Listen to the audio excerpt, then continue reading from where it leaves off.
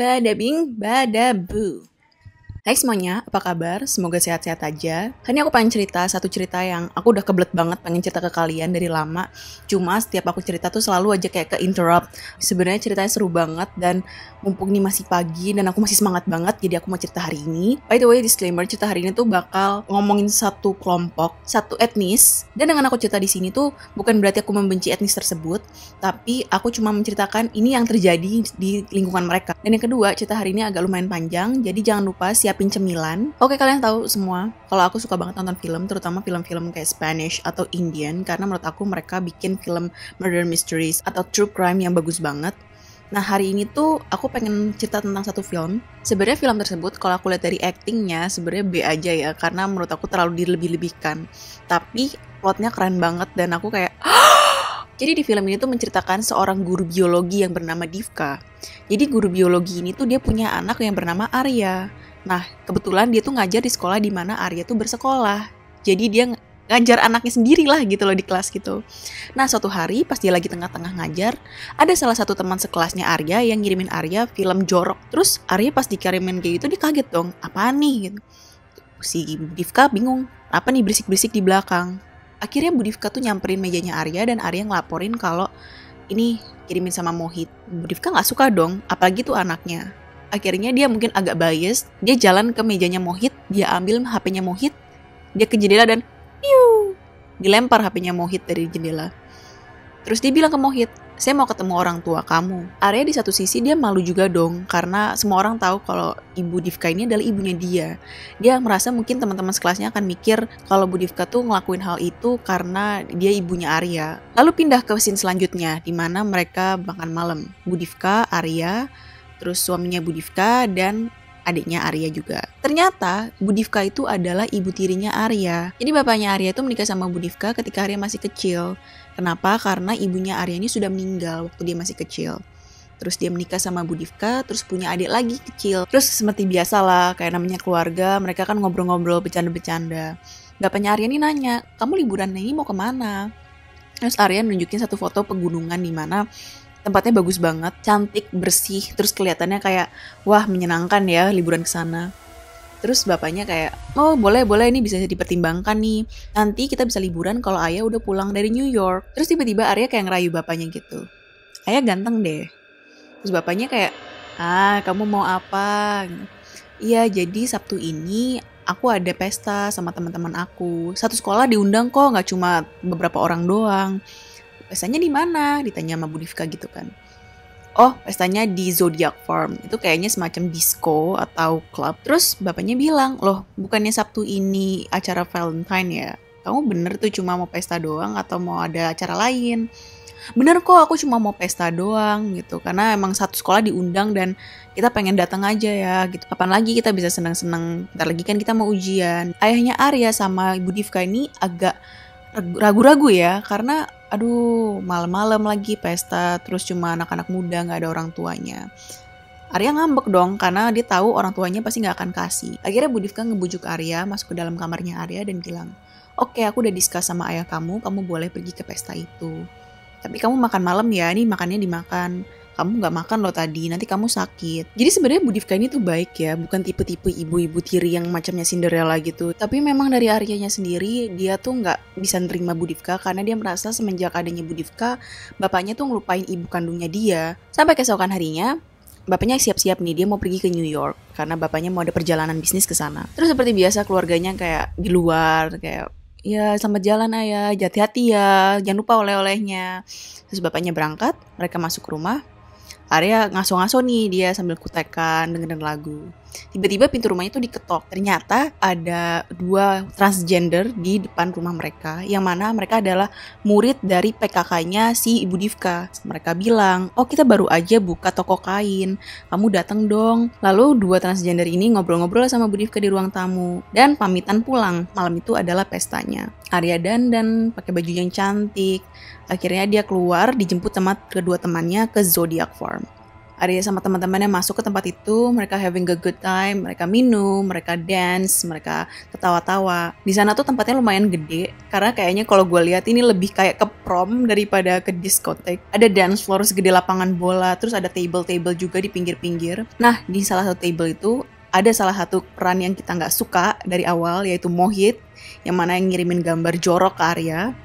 Nah, Mohit itu duduk sama saudaranya yang namanya Charles. Jadi si Charles ini salah satu pemilik dari Zodiac Farm ini. Si Mohit ini duduk sama Charles, terus sama salah satu temennya Charles yang bernama Jagan. Mereka minum, mereka ngobat. Terus si Mohit lihat lah tuh si Arya lagi dance sama teman-temannya di dance floor. Terus dia kayak ngomong ke Charles, Charles lihat ya, itu tuh gebetan gue tuh, cantik banget ya, dia pakai baju merah. Sama Charles diginiin, lu gak berani nyamperin dia? Samperin lah, ajak dance gitu. Akhirnya sama Mohit disamperin lah si Arya. Cuma sama Arya ditolak mentah-mentah dan didorong gitu kasar. Mohit yang merasa, aku maco, aku cowok. Ditolak gitu dia malu dong. Dia balik ke bangkunya dia, dia balik ke tablenya dia. Terus dia diketawain sama Charles. Akhirnya Charles bilang gini, dah kamu lihat nih cara gue. Dia bawa 2 minuman untuk Arya. Untuk satunya buat dia, satu buat Arya.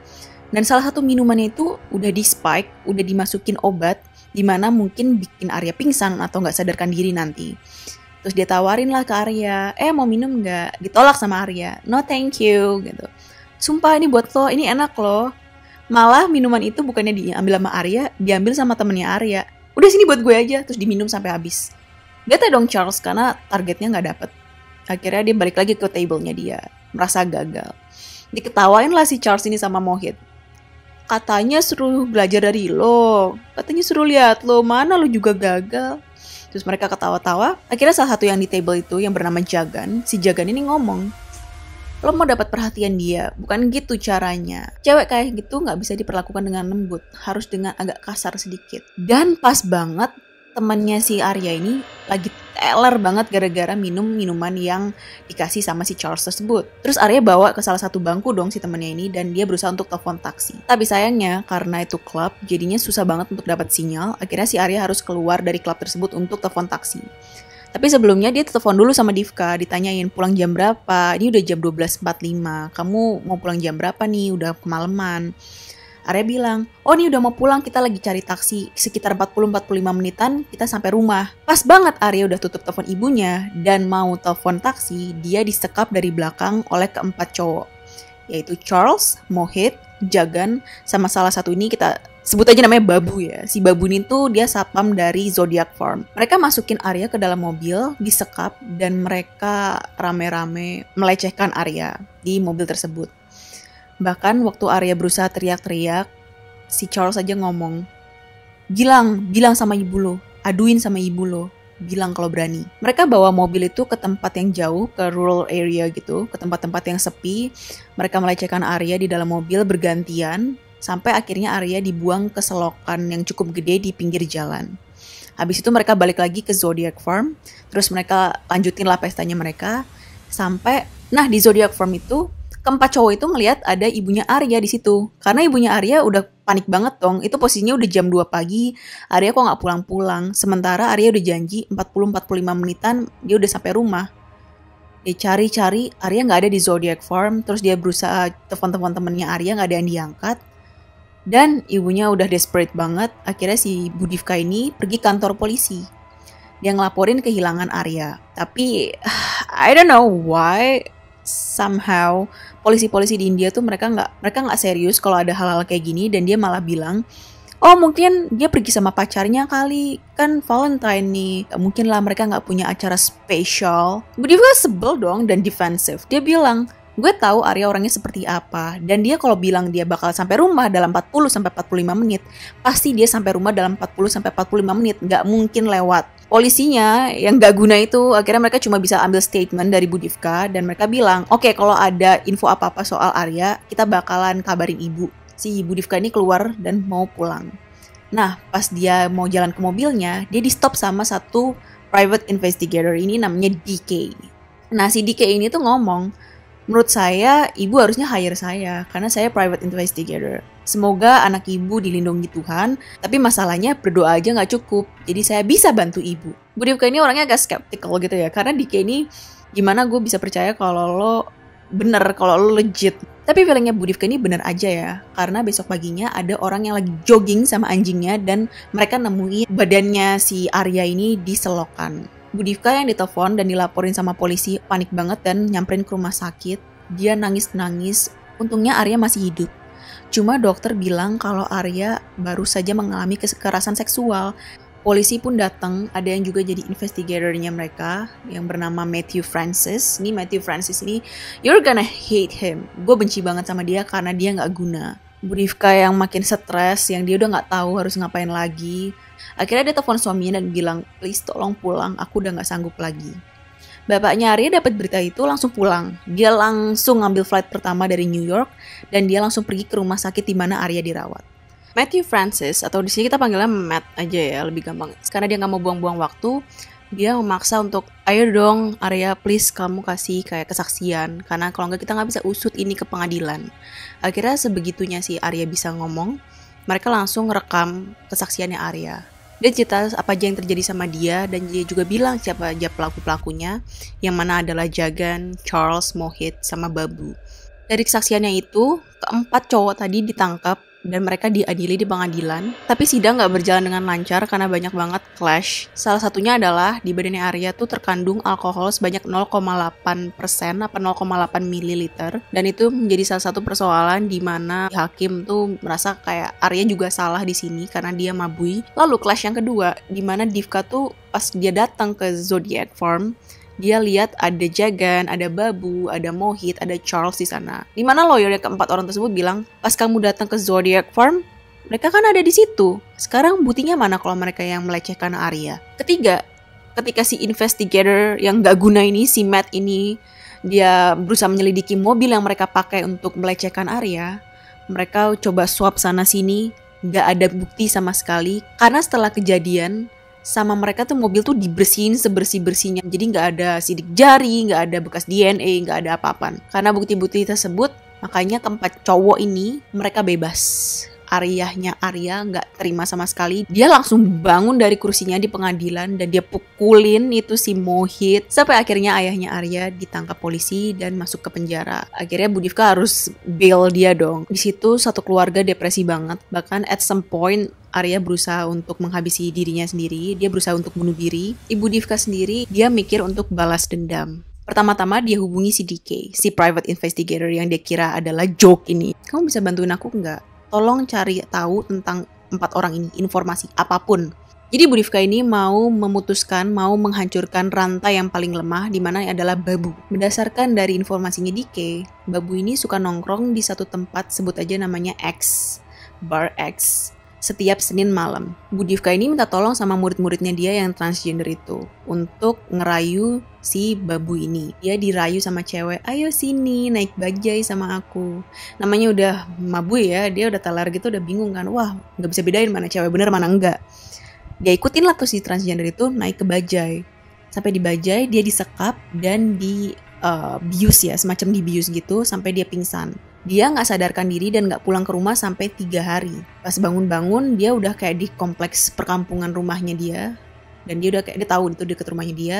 Dia balik ke rumah, dia masuk lah nih ke rumah. Wah, istrinya udah marah-marah tuh, bininya udah ngamuk-ngamuk kan. Si Babu ini karena masih dipengaruhi obat bius, dia kayak masih sempoyongan gitu kan, bingung-bingung. Akhirnya dia ke toilet, dia mau buang air kecil. Pas dia mau buang air kecil, kok dia ngerasa aneh. Dan dia lihat ke bawah, anunya udah gak ada.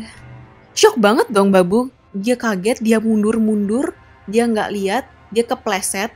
Habis itu kepalanya kepentok keran air dan dia meninggal di tempat. Polisi yang dapat ceritanya si Babu ini, meninggalnya si Babu, mereka mulai curiga, jangan-jangan ini bapaknya Arya. Akhirnya si Matt, investigator yang nggak berguna ini, dia datanglah ke si bapaknya, interogasi lah.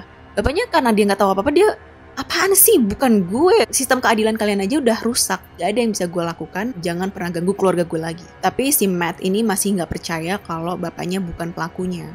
Dia bahkan mengutus salah satu anak buahnya untuk mata-matain bapaknya. Karena dia merasa pasti bapaknya yang melakukan sesuatu. Nah, di saat yang sama, di tempat yang berbeda, si mamanya Arya, si Budivka ini, dia lagi ketemuan sama DK. DK ngasih info kalau Charles tuh orangnya suka banget sama fitness. Dia suka olahraga. Terus dia tuh sama Mohit ternyata saudaraan, sepupuan. Akhirnya Budivka itu nyewa tukang kunci untuk bikin kunci serep buat masuk ke rumahnya Mohit sama ke rumahnya Charles. Pertama yang dia masuk adalah rumahnya Charles dulu. Jadi dia masuk, terus minuman protein shake-nya Charles itu sama dia dimasukin bubuk lain. Terus dia keluar dari rumahnya Charles dan dia ke rumahnya Mohit untuk naruh barang-barang bukti di rumahnya Mohit. Keesokan paginya, seperti biasanya si Charles bikin protein shake dong. Pas tengah-tengah minum, tiba-tiba dia rasa kayak dia kejang-kejang dan dia pingsan.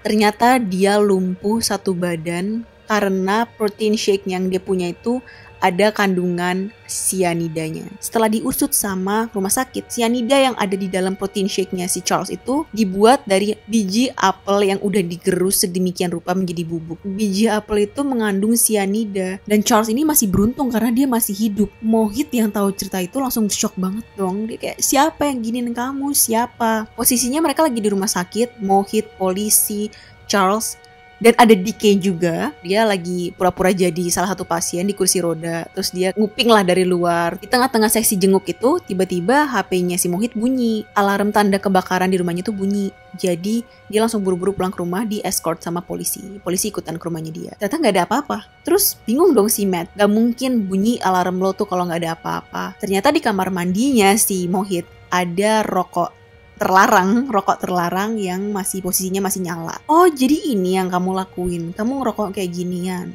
Apalagi yang lo punya selain ini? Akhirnya sama polisi satu apartemen itu di search, dilihat, dicari ada barbuk apa. Dan di tempat sampahnya si Mohit ada banyak banget buah apel yang habis dipotong. Terus ada sisa-sisa biji apel, ada bekas blender, barang bukti di mana dia bisa bikin sianida dari biji apel. Dia juga buka laptopnya Mohit yang di mana ada bener search di google.com ya. Dia search cara membuat sianida dari biji apel. Dan itu dari history semalam. Jadi Divka ini pinter. Komputernya Mohit itu di-set sehari sebelumnya dan dia search lah gimana cara buat biji apel, gimana cara buat sianida dari biji apel. Terus sama dia dimajuin lagi. Akhirnya Mohit tuh ditangkap. Masalahnya si Matt ini dia menemukan kacamatanya Divka di atas mejanya Mohit. Akhirnya si Matthew ini mulai kerja. Dia telusurin si Divka, dia ngapain aja sehari-harinya. Dia nggak langsung labrak Divka bilang, melainkan dia pakai semacam kedok bilang kalau medical examiner mau ngedispose, mau ngebuang barang-barang bukti. Dia minta tanda tangan dari Divka sebagai orang tuanya Arya. Terus waktu posisinya si Divka ini nyari-nyari kacamatanya, Matthew ngeluarin kacamatanya si Divka dan bilang, ini kacamata kamu ya? Divka ngelihatnya panik dan dia langsung ngeluarin kacamatanya dia. Kacamata kita sama. Dia ngeluarin kacamata yang sama dengan yang dipegang sama Matthew. Karena dia gak punya barbuk lagi, dia akhirnya langsung konfront Divka. Kamu ya yang ngelakuin semua ini. Apapun yang kamu lakukan, mendingan kamu pikir dulu. Dan kamu harus hati-hati. Lalu si Matt ini pergi. Bu Divka merasa, oke, tugas gue belum tuntas. Gue belum balas dendam sama orang yang terakhir, yaitu Jagan. Bu Divka ini minta tolong sama DK untuk melacak di mana keberadaan Jagan. Tapi kebetulan beberapa bulan ini Jagan tidak ditemukan. Bahkan waktu orang tuanya meninggal aja, Jagan gak ada di pemakaman orang tuanya. Dan DK bilang sama Bu Divka, ini orang berbahaya, tolong kamu hati-hati ya. Apapun yang kamu lakukan, aku harap kamu udah mikir masak-masak. Akhirnya Jagan mulai muncul ke permukaan. Hal pertama kali yang dilakukan Jagan ketika dia sampai di kota adalah mengunjungi Mohit di penjara. Jadi Mohit ini di penjara tuh dia dianu sama salah satu narapidana di penjara. Terus dia udah stres banget, tiap hari udah dianu lah, terus dibully. Pas Jagan nyamperin dia seneng dong. Dia kayak, yes, ada yang mau ngeluarin gue. Jagan bilang, oke, mendingan sekarang gue kunjungin dulu Charles. Gue harus cari tahu apa yang bikin dia kayak gini, siapa yang bikin dia kayak gini, dan gue harus balas dendam. Akhirnya dia pergi ke rumah sakit, terus dia ngomong lah sama Charles. Nggak ngomong sih, dia cuma kayak ngomong satu arah, karena Charles nggak bisa nanggepin kan. Bos, siapa yang kayak giniin kamu? Please bilang ke aku. Terus pelan-pelan Charles bisa ngomong, bilang ibumu, yang mana adalah kata-kata yang mereka katakan ke Arya waktu mereka lagi mau melecehkan Arya. Dari situ Jagan tahu, oke, yang balas dendam adalah keluarganya Arya. Akhirnya sama Jagan keluarga Arya diuntit. Sampai dia akhirnya tahu kalau ternyata mamanya Arya ini, dia nyewa detektif untuk ngasih informasi-informasi seputar geng mereka. Dia akhirnya, Jagan pun balas dendam ke DK. Dia bunuh DK di kantornya dan dia ngerampas informasi pribadi milik keluarganya Arya. Begitu Jagan dapat informasi kalau keluarganya itu pergi liburan, dia langsung samperin mereka ke tempat liburan tersebut dan dia berencana untuk membunuh keluarga tersebut. Nggak lama setelah Jagan pergi, polisi datang karena DK dibunuh. Terus kebetulan investigatornya adalah si Matthew lagi. Di sini Matthew otaknya udah mulai jalan ya. Dia mikir, okay, things are getting serious now. Oke, semuanya sekarang udah serius. DK udah mati.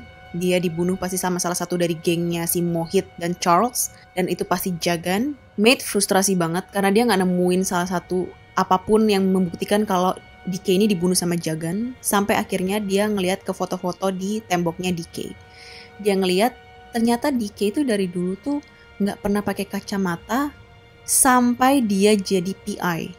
Sampai dia jadi private investigator. Dia baru mulai pakai kacamata. Dia mikir, kok aneh? Padahal dia jadi PI itu belum lama. Akhirnya dia lihat dari kacamatanya si DK ini. Dan dia copot salah satu handle-nya. Ternyata isinya adalah microchip. Jadi kacamata DK itu adalah kamera. Dan kamera itu ngerekam semua kejadian yang DK alami. Termasuk ketika dia ditembak sama Jagan. Matthew seneng banget. Oke, barbuk. Sekarang gue tahu pasti Jagan pergi untuk ngebunuh keluarganya Arya. Gue harus tahu di mana keluarganya Arya. Dari informasi yang dipunyai sama DK, Matthew ini tahu kalau si Jagan ini mau pergi ke tempat liburannya keluarganya Arya. Di tempat liburannya keluarganya Arya, Jagan udah nyampe dan dia matiin listrik satu resort. Terus dia pergi ke kamarnya Arya. Dia mau nyerang Arya. Di belakangnya ada ibunya Arya. Jagan kayak, ada dua orang nih. Dia serang dulu ibunya Arya. Dia tutup mukanya ibunya Arya pakai plastik. Dan sampai ibunya Arya tuh stop bernafas. Setelah selesai menghabisi ibunya Arya, dia lihat nih Arya kabur. Wah, dia kejar Arya ke pegunungan. Dan untungnya ibunya Arya tuh belum mati.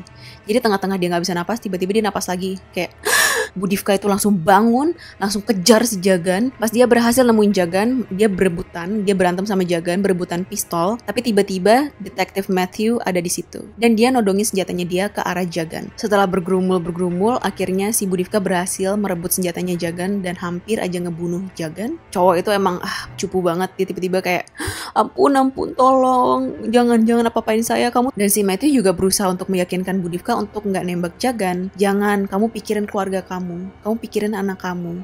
Apa yang akan terjadi sama kamu kalau kamu akhirnya nekat untuk menembak Jagan? Akhirnya sama Matthew dikasih pistolnya dia punya. Dan Matthew bilang, jangan pakai senjata itu. Dan dia nyodorin senjata kepolisian yang dia punya. Pakai ini senjata yang benar. Dan tanpa pikir panjang, Budivka langsung narik pelatuk dari senjata tersebut dan dia nembak Jagan berkali-kali sampai Jagan mati. Arya jalan ke arah ibunya, ke arah ibu Divka. Terus dia pelukan sama ibunya dan dia mulai memanggil ibunya mama. Endingnya anti-climax sih. Kadang kalau misalnya sistem keadilan sosial tuh udah gak bisa bekerja, kita bisa jadi buta mana yang baik, mana yang buruk. Kita semuanya jadi abu-abu. Yang baik bisa jadi buruk, yang buruk bisa jadi baik. Ini ngajarin kita juga ya untuk hati-hati, jangan pernah sendirian di tempat asing. Gimana caranya selalu stick sama teman, jangan pernah terima apapun makanan, minuman, atau apapun dari orang asing. By the way, aku juga mau nanya buat kalian, menurut kalian hukuman apa sih yang pantas untuk diberikan kepada orang-orang yang melecehkan perempuan atau laki-laki? Komen di bawah juga pendapat kalian tentang cerita hari ini. Jangan lupa like, subscribe, and I'll see you on my next video. Bye!